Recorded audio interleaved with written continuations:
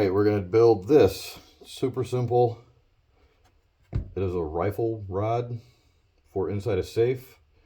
They make plastic versions of this. I'm just cheap, and it's like $50 for 30 of them or something like that. I don't know. I don't need that many anyways. Anyhow, this is what I made. This is what I thought of. It works real well. The wood won't mar up the inside of the barrel this is for when you're putting them in your safe. I guess you could even make them for a pistol as well at an angle. Different configuration. But this seems to work real well. This is what I bought. I bought some 3/16 by 12-inch poplar dowels. The nice thing about the wood, it won't mar up the inside of the barrel on anything. I bought these 1.5-inch toy wooden wheels. They have a flat side, which is for the velcro. And then this heavy duty hook and loop velcro, 2-inch. It's super sticky. If you live anywhere where there's a Menards carries all of this in their millwright area or millwork area.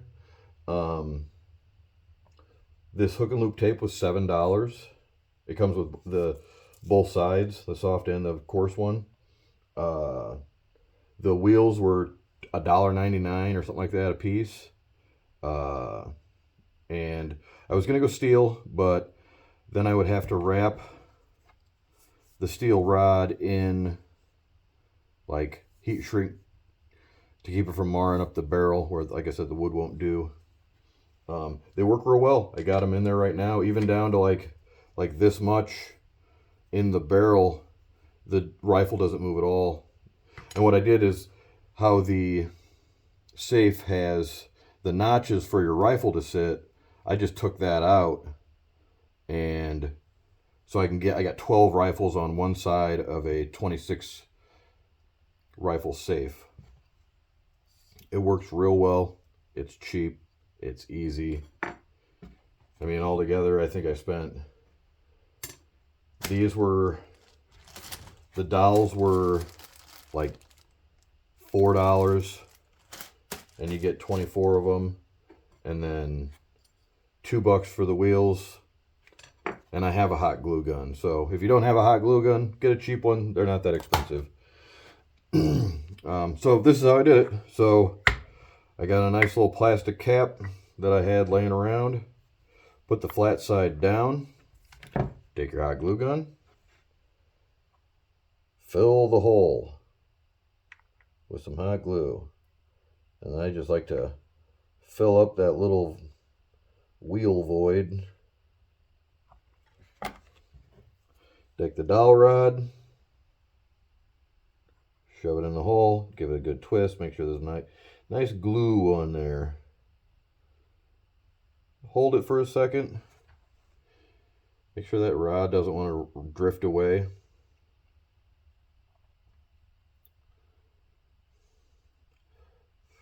It's kind of chilly in my garage, so I can blow on it, help it set up a little faster.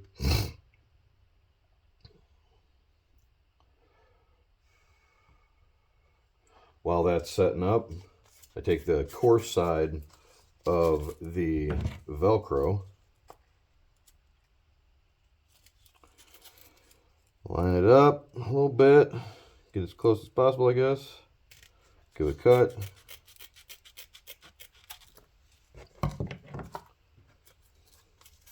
We still need this to set up. It's like watching paint dry.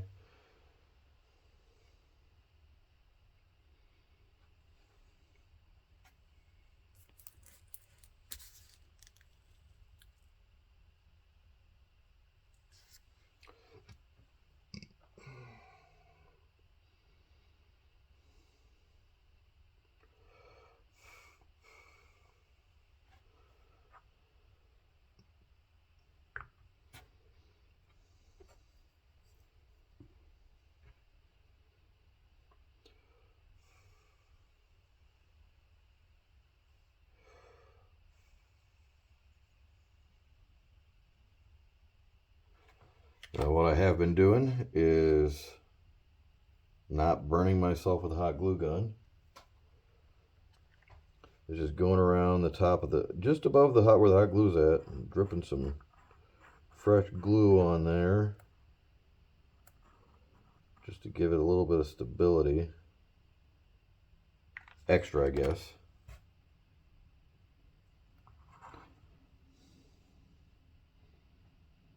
I'd seen a guy do this with a metal into like a door, or like a wooden knob.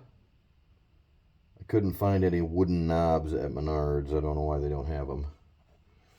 All right.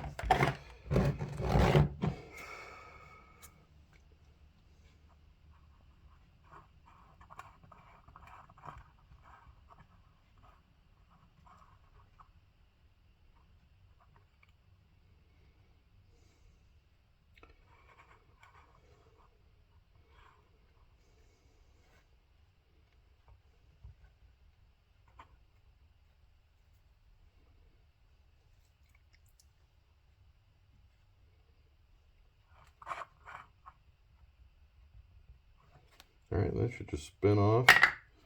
And the bottom, it's nice and flush. It's not sticking out. Even if it was, you could probably just sand it down a little bit or anything like that. And then what I do next is kind of line this up and then just trim off the excess. Ain't got to be pretty. Ain't nobody gonna see it. But I do make it as nice as I can. Try to, at least.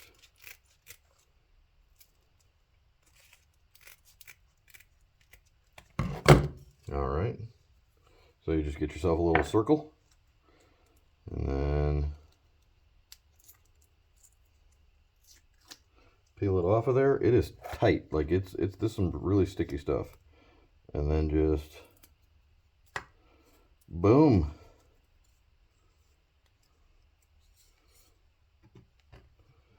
All together. It's in there, it ain't coming out. So yeah. All in all, I mean, if you needed 24, for me, like I said, you get 24 of these. I made 12. It was 2, 4, 6, 9, under 20 bucks for 12 rifle stays or rifle rods. Yeah. Got any questions? Let me know. Thanks.